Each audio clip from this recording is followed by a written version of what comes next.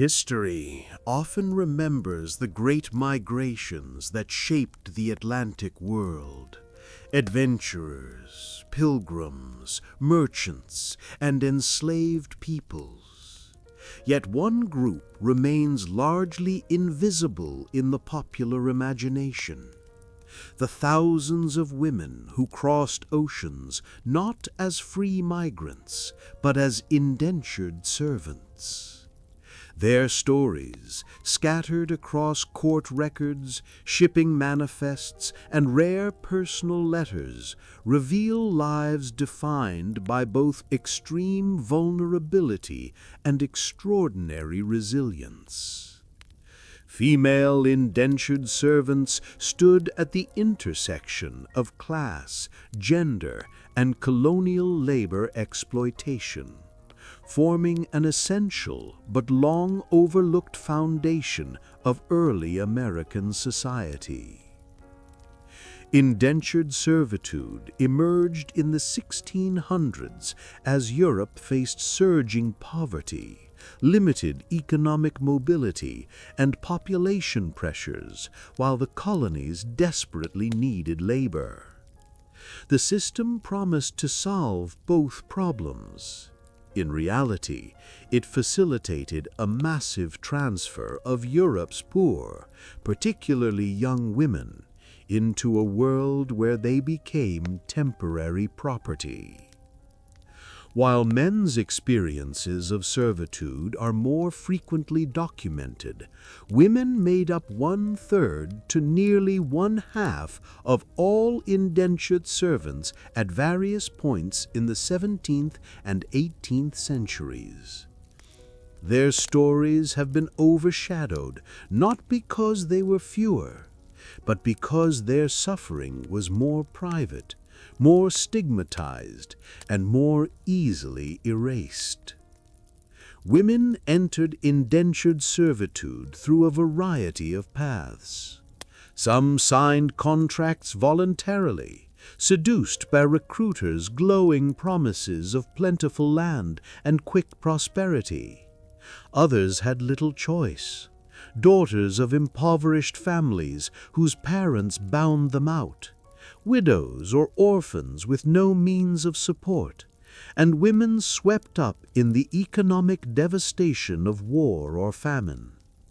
Many were victims of outright deception or kidnapping, especially in port cities like London, Bristol, and Dublin, where unscrupulous agents preyed on the desperate. Still others were convicted criminals offered freedom in exchange for years of labor overseas, a fate seen as merciful by courts, but often deadly in practice. An indenture typically bound a woman for 4 to 7 years, though most served longer due to added time for illness, pregnancy, punishment, or alleged insubordination. In signing these contracts or having them signed on their behalf, women surrendered virtually all personal autonomy. They became, in legal terms, servants under absolute command, their lives regulated by masters who controlled their labor, movement, diet, clothing, religious practice, and even their right to marry. Colonial laws overwhelmingly favored masters. Servants' complaints were rarely believed, and punishments for disobedience were harsh and public. Female indentured servitude differed markedly from male servitude, not merely in tasks performed, but in the system's unequal impact on their bodies and identities. Women were expected to perform constant domestic labor, cooking, cleaning, child care, laundry, dairying, spinning, sewing, alongside heavy agricultural work in planting and harvest seasons. Yet domestic spaces also placed women in the most vulnerable proximity to their masters. Their bodies were subject not only to physical exploitation, but also to sexual coercion, and ever-present danger the legal system refused to address and often directly enabled. Pregnancy, even when the result of rape, meant extended service and severe punishment, trapping women in cycles of exploitation. The demographic profile of female servants evolved alongside Europe's turmoil. In the early 1600s, most women came from England's poorest urban areas, often teenagers barely old enough to understand the contracts they signed. After the English Civil War, many women were political prisoners or widows with no means of survival. By the 1700s, rising numbers of Irish, Scottish, and German-speaking women swelled the servant population, driven by religious persecution, crop failures, and the brutal upheavals of war. Each wave brought women shaped by different regional hardships, but all shared a common reality. The colonies offered possibility only through profound personal sacrifice. Within colonial society, female servants occupied an ambiguous place. They were not enslaved for life, yet possessed none of the protections of free white women. Their labor was valued, but their existence was stigmatized. Their status was temporary, yet their dependency was total. This liminal position created a powerful social contradiction. They were needed, feared, and exploited simultaneously. Their presence allowed wealthy families to maintain domestic comfort and supported the functioning of farms, taverns, plantations, and urban households. But these crucial roles did little to elevate their social standing. Demand for female servants stemmed not only from labor needs, but from the demographic imbalance of early settlements. In colonies where men greatly outnumbered women, especially in the Chesapeake, female servants were seen as valuable commodities. Some masters hoped to marry their female servants after their terms expired. Others sought to exploit them sexually during their service. This dynamic embedded indentured servitude within broader systems of gender inequality and colonial patriarchy. The psychological burden of indenture was immense. Women arrived in unfamiliar landscapes, lacking community ties, and often unable to speak local languages. They faced isolation, compounded by the constant threat of violence, the grief of displacement, and the exhaustion of unending labor. Letters home, rare but deeply revealing, describe despair, culture shock, and a longing for familial protection. A servant in 1756 wrote to her father, "I am used worse than a Negro slave. I beg you, if you have any compassion, retrieve me from this misery." Many felt abandoned by the very families or institutions that had sent them across the ocean. Yet, despite overwhelming oppression, female indentured servants were not merely victims.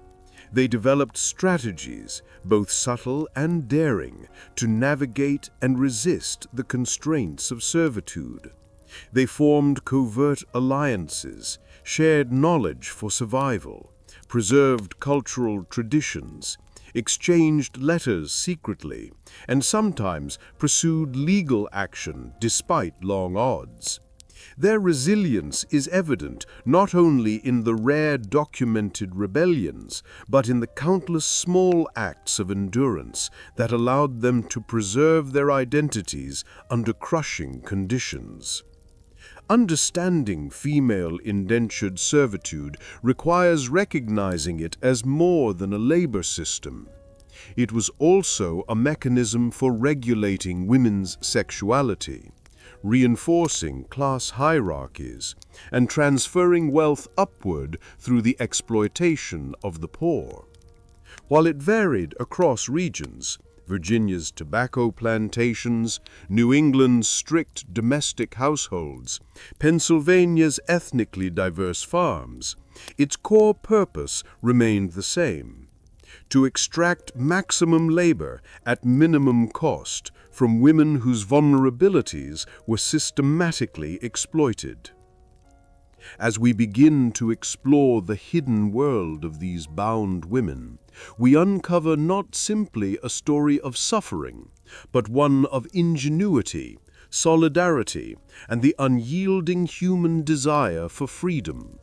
Their lives, once marginalized in historical narratives, offer invaluable insight into the origins of American labor systems, gender inequality, and the resistance strategies of oppressed peoples.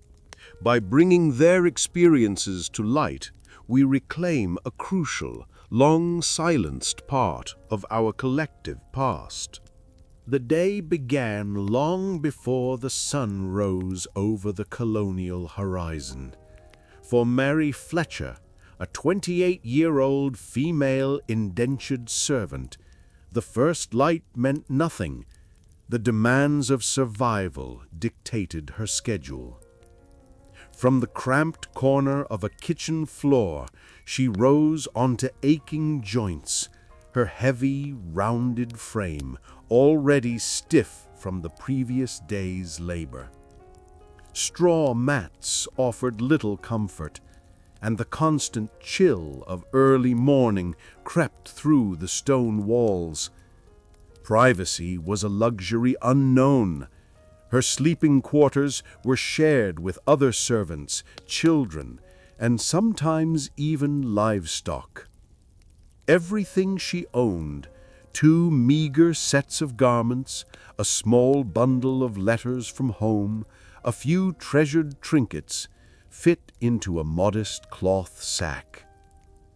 The labor began almost immediately. First, the fires had to be rekindled. Without proper heat, the household would go cold, and meals could not be prepared. Buckets of water, each weighing over 40 pounds, were drawn from the well and carried repeatedly across the yard, hands raw from friction and cold. Laundry followed, clothing scrubbed on rough boards with lye soap, wrung, rinsed, and hung to dry. The harsh soap burned the skin of her hands, leaving permanent marks historians would later call washerwoman's rash. Food preparation was grueling. Without modern conveniences, Mary and the other women labored for hours over open fires. Breakfast, lunch, and dinner required grinding grains, churning butter, plucking fowl, and preparing vegetables that were often withheld from their own plates. Cuts, burns, and scalds were common, but there was little medical care beyond folk remedies. When sickness struck, whether fever, infection, or the effects of malnutrition, work did not pause. Her body, like those of her peers, bore the literal scars of service: stooped posture, calloused hands, and prematurely aged skin. Fields, gardens, and livestock demanded constant attention. From dawn until dusk, Mary tended poultry, churned milk, and harvested crops. In urban areas, female servants worked in taverns and inns, facing both the brutality of labor and the volatility of customers. Their labor often extended beyond their own household, as masters rented them out to neighbors, extracting profit while offering nothing in return. Psychological strain accompanied physical hardship. The isolation of servitude was relentless. Social interactions were limited, monitored, or forbidden. Letters from home arrived rarely, and visits were restricted. Depression, anxiety, and what modern psychologists would recognize as PTSD were common. Women appeared sullen or obstinate, a reflection of mental exhaustion rather than deliberate defiance. Nutrition, too, was a form of control. Meals were sparse. Cornmeal, salt pork, and molasses provided the bulk of sustenance, while fresh vegetables, fruits, and proteins were reserved for the household. Chronic malnutrition led to scurvy, rickets, and pellagra, leaving bodies weak and susceptible to disease. Clothing was equally minimal and often ill-fitting, offering no protection from heat, cold, or harsh work conditions. Yet, even within these oppressive routines, women found subtle ways to reclaim agency.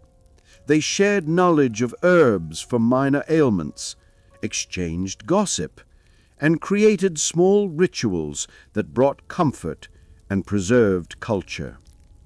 Secret lessons in reading or sewing allowed glimpses of autonomy. A whispered story, a stolen moment of rest, or a shared meal became acts of resistance and survival.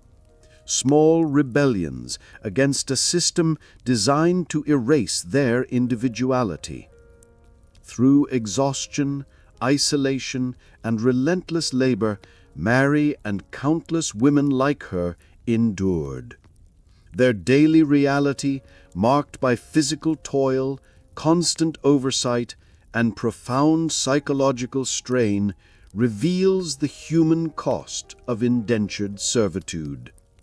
Yet within that cost lay resilience, the quiet strength of women who navigated impossible conditions, preserving both their dignity and hope, one day, one task, one secret moment at a time. Perhaps no aspect of female indentured servitude exposes its cruelty more starkly than the sexual exploitation woven into daily life. Living as bound laborers in their masters' households, women were isolated, vulnerable, and stripped of legal protections. A 28-year-old woman like Mary Fletcher existed in a constant state of danger, her body a battleground where labor, authority, and coercion intersected. The very structure of servitude created opportunities for abuse, while colonial law frequently penalized the victim rather than the perpetrator. Masters, male relatives, overseers, and even fellow male servants often viewed indentured women as sexually available. When pregnancies occurred, women were punished, sometimes with lashes, extended contracts, or fines, while the father, if he was a master, often faced no consequences. In 1672, Virginia, for example, a law dictated that a female servant who became pregnant during her indenture owed an additional 2 years of service or a hefty fine in tobacco. The injustice was compounded when the father's identity was irrelevant, leaving women trapped in cycles of labor and abuse. Many women became desperate to avoid such outcomes.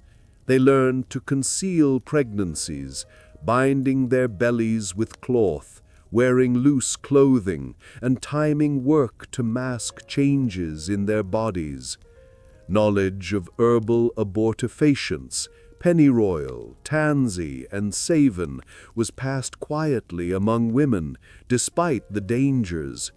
Those who were discovered faced not only physical punishment, but social stigma, isolation, and the trauma of being separated from their newborns.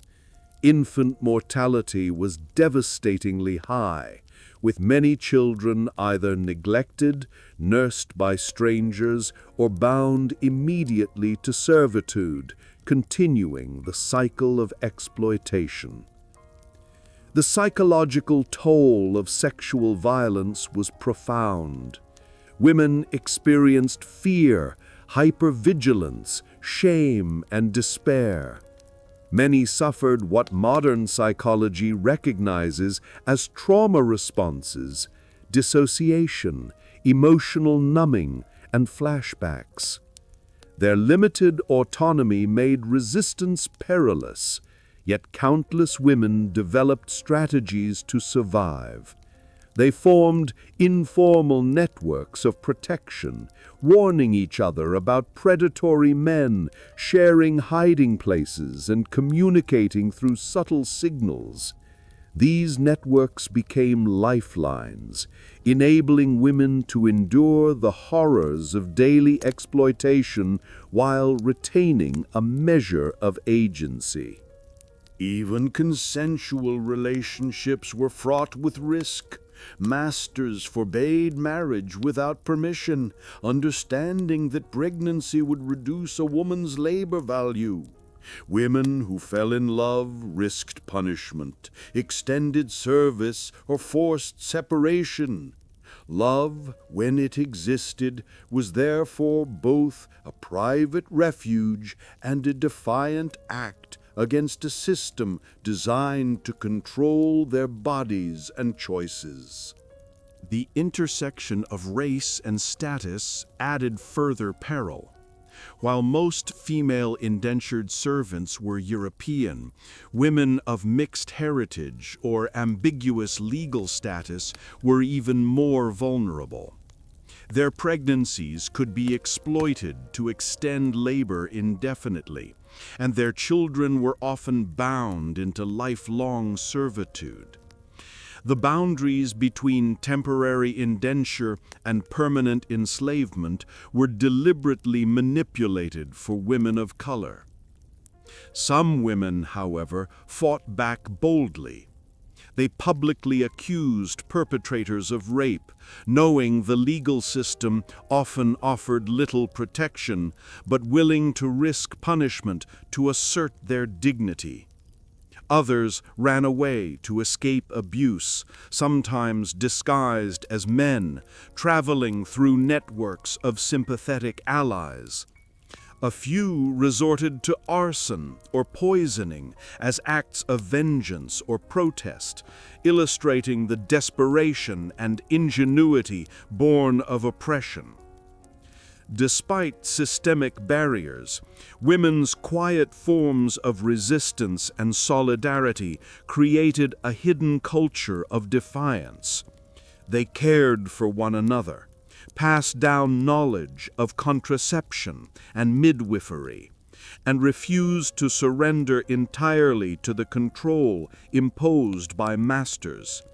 These acts, often invisible to historical records, demonstrate the courage and resilience of women who endured sexual exploitation while carving out spaces of survival and agency. In colonial society, the sexual terror inflicted on female indentured servants was both normalized and sanctioned, leaving long-lasting scars on bodies, minds, and families.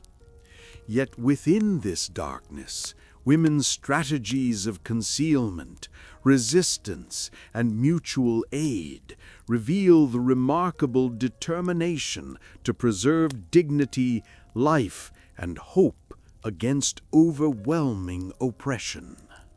Despite the relentless oppression faced by female indentured servants, these women were far from passive victims.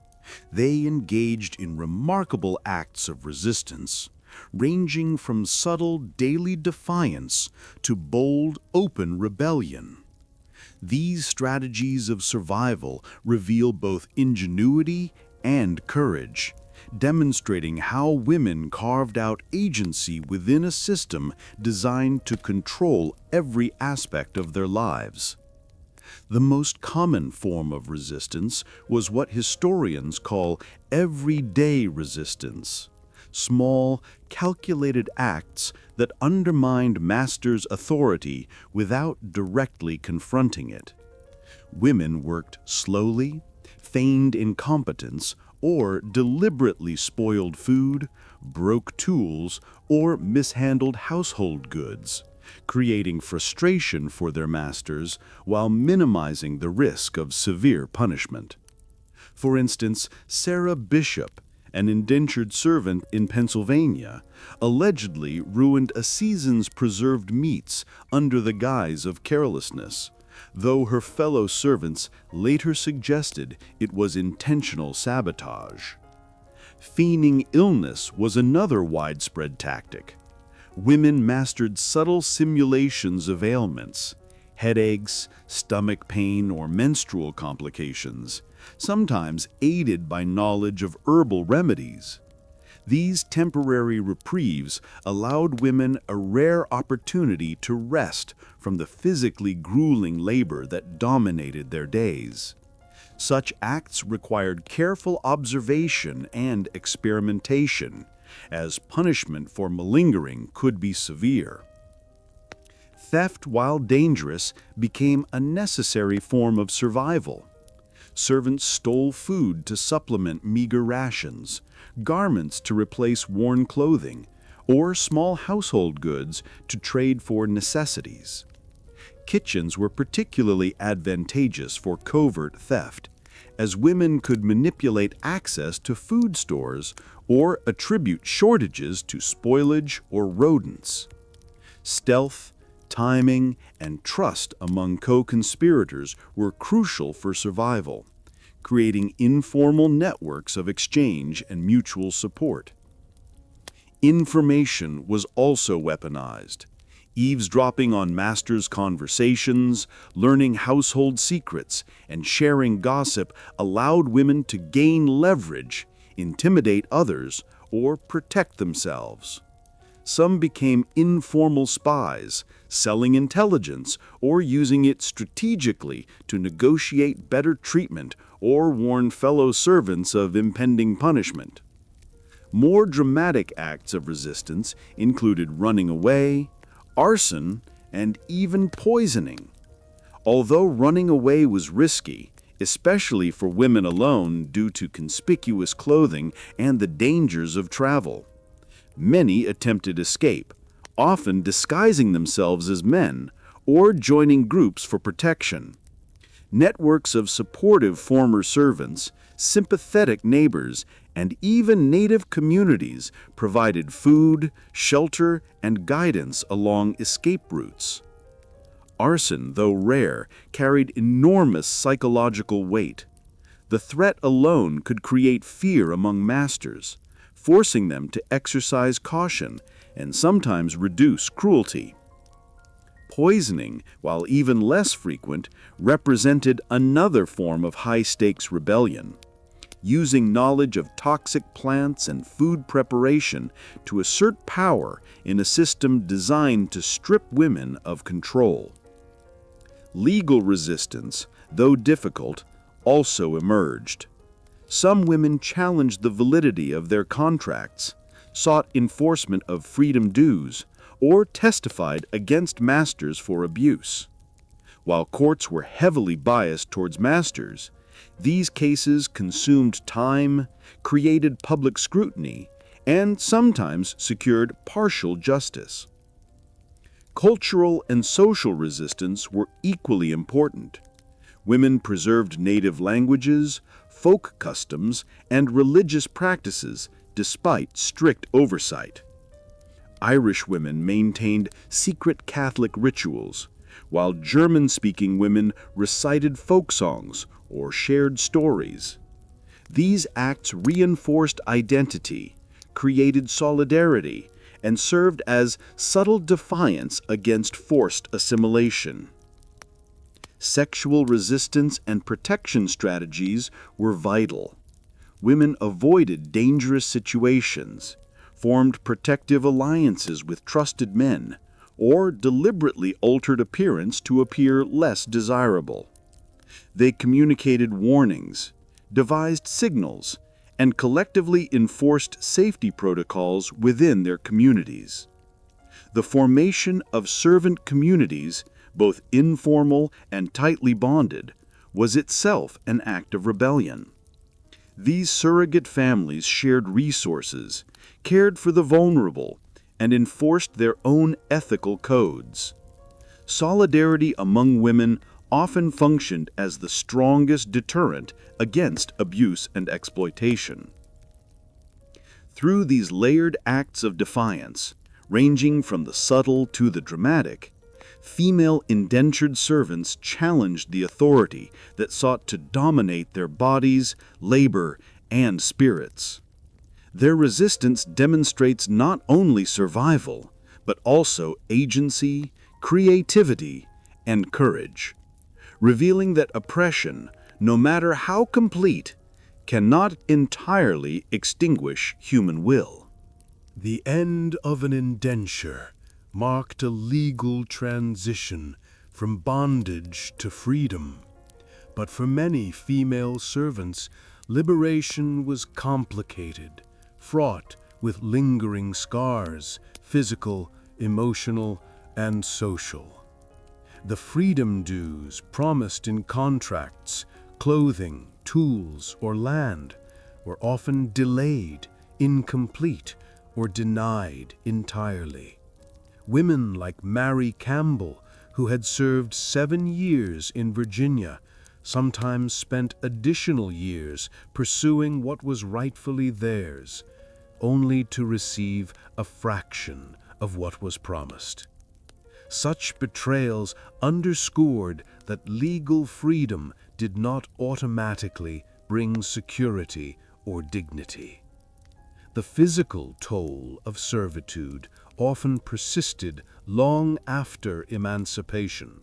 Chronic injuries, malnutrition, and years of grueling labor left many women with arthritis, weakened bodies, and prematurely aged appearances.